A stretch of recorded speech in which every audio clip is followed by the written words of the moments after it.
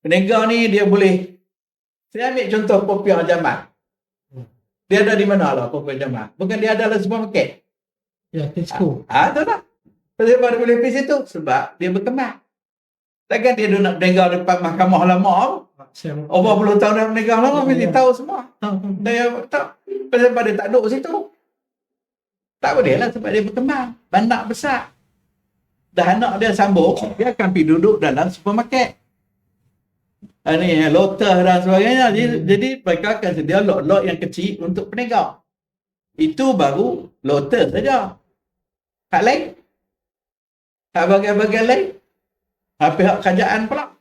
Takkan selama-lamanya medan selera yang ada tu yang tu lah. Mesti nak kena ada banyak lagi medan selera sebab rakyat tambah ramai. Saya ambil contoh. Depan hospital dulu kosong kan. Kan tak ada apa. Tak mana tempat berniaga depan hospital? Tak ada kan. Dia pun tak sedia kan. Tidak. Mana ada food court? Tak ada. Tidak. Akhirnya berniaga di mana? Pergi jalan. Sebab saya tak ada tempat yang sesuai untuk berniaga-berniaga ni.